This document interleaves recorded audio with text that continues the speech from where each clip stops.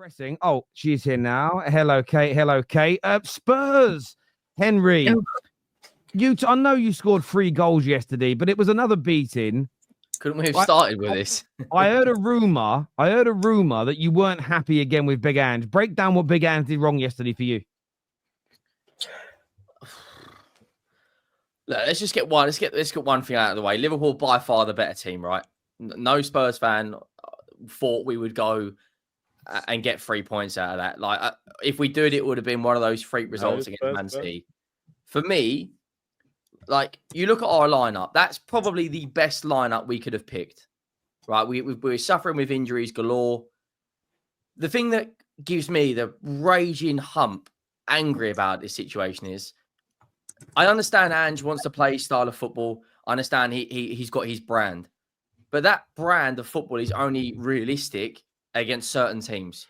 You cannot play that open football against the best team in Europe right now, who are top of the Premier League, who are top of the Champions League, who we've now got to play twice in the Cup. The in-game, the changes. Maddison, up until the 60th minute, was the only one who could get on the ball and actually create and dictate. And he hooks him off and throws to an 18-year-old Bergvall. I just didn't understand the tactics. Did not understand the tactics. And for me, I've said this for a while, the writing's on the wall. I think if we're still sitting here by the end of the January window, then I don't know where we go. I don't want to sack Ange for Mason. I think we've been there far too many times. But the first goal, you can't give Trent Alexander-Arnold that amount of space to cross the ball in for Luis Diaz. We all know, looking at our defence, Archie Gray and Radu Dragusin are not Romero and Van de Ven. They can't take the ball in at pace on the turn. They're not that lightning quick. Radu Dragusin's good in the air, and that's really about it.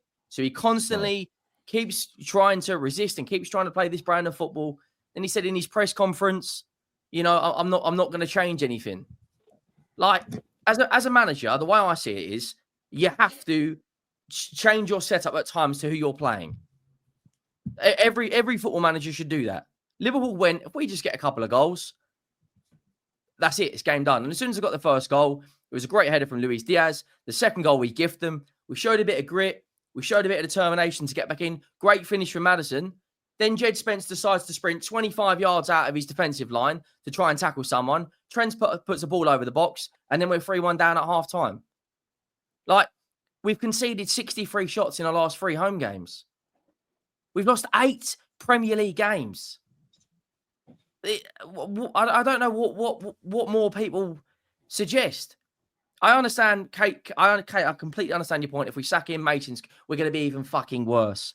But there's plenty of other managers out there.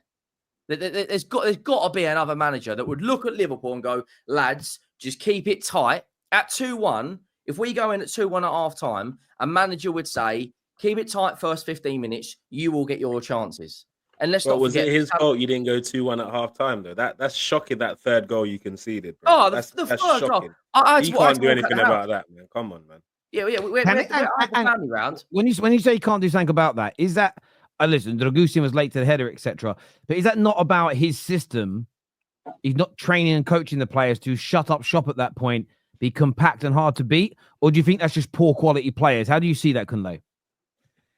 Dude, they are, mate. At the end of the day, man, it's like, are you not entertained? Look. Like, let's be. I'm not even trying to be funny now. Like, Ange has owned who he is, isn't it? Like, this is who I am. It's who we are. That's what Tottenham is about. Getting bums off seats, getting them excited, raising blood pressures, exciting 6-goal thrillers, and that's what I think. That's what Levy wants at the stadium right now. Get more bums in the seats, more people excited to come to the stadium, and that's it. And that just happens to be what things are. So in terms of sacking Ange right now, like you're gonna sack him to then potentially finish 7th anyway.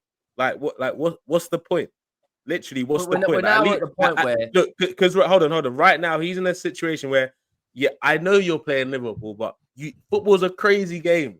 It's a crazy old sport, this football thing, isn't it? So you never know what you can do on 2 legs against Liverpool.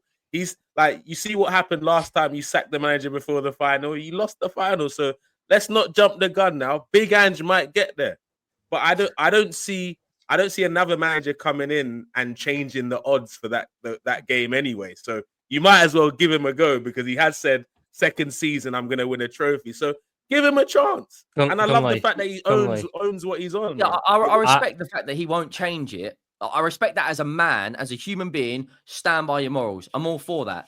But you can't tell me stand by your morals. Looking at that Liverpool side, thinking I'm going to play with Jed Spence, a right back at left back, a midfielder at centre back, and Radu Dragusin, and think it's going to go well. Like, and the amount of times we've had pacings this season. Man United, we were 3-0 up. We nearly threw it away. 2-0 up against Brighton.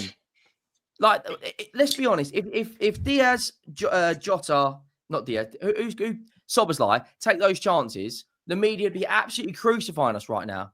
Because it's a good brand of football, I don't think we get nowhere near as much heat as we should right now. Like, the worst Man United are, we're only a point above them. If we lose to Forest, like, it's a hypothetical. If we lose to Forest and they beat Wolves, we're down in 13th. Now, I understand give them the cup run because anything can happen in a cup. But I reckon there's more chance of going to Anfield and coming away with a win. I reckon I've got more chance of going down to Tesco's, buying a scratch card, right, and walking back and telling the missus, do you know what? I've just won 100 grand. Let's go to Vegas for Christmas. Because he's not going to change. Yeah, and but VAR's back, bro. You got a chance, man. VAR's but back. Like, who would have thought that United would have beat City in the FA Cup, right? Like, it could happen, right? So I think his job should be contingent. Our record against Liverpool is horrendous, Will. Tottenham have won 2 out of the last 24 games against Liverpool. Yeah, that is kind of crazy. So you saying but I do think that his job security should depend on the cup. Like, if you guys get battered in like the first leg, and let's say like there's no chance. His job security should be entirely dependent on the cup because he's got them in 11th. Yeah, like I mean, but at the same time though, he's been off the league to try and win a cup, and he's not even going to win the cup. Let me ask you one question because I know Kate's going to want to come in. Do Nottingham Forest have a better squad than Tottenham? No. Do Bournemouth have a better squad than Tottenham? No. Do Brentford or Brighton or Fulham? But those teams are all above us. Conversation. Nah, but not like in general though. Like, 8 points clear at the moment. They're not just But the thing is though, miles clear. But the thing is though, like, so I was like one of those people that was defending Ange because I thought, well, he's at Tottenham, right? So you can't necessarily hold him to any ridiculously high standards necessarily, and he's playing good football in terms of the entertainment value. But I think I have to, like, what I've come to the realization is he's just not a good manager, because it's kind of like what Henry's saying in terms of what is he doing? Like, I think Tottenham are probably one of the easiest teams to prepare for. And I think as a manager, you have to be able to make in-game adjustments. You have to be able to switch it up sometimes depending on the situations that are going on. And he just doesn't do that. So in my opinion, right, it's kind of like when Terry brought up the example earlier in the show about people who are at work and they're just getting away with not doing anything. I kind of think that that's Ange, because as the manager, what are you doing that managers are supposed to do? Because I just don't see it. So I think that, again, it should just be 100% contingent on this Carabao Cup, right? If you guys get knocked out, then he should be sacked immediately, because I don't think that tactically it can get much worse for Tottenham because he's not necessarily doing anything tactically anyways. So, but Will, sack him to then do what? Sack him to then do what? This is also the problem. That's what I want to know. Any other manager, and I to think do what though? To then do what? Say it again. To bring in another manager to then do what by the end of the season? To then do what? Achieve what?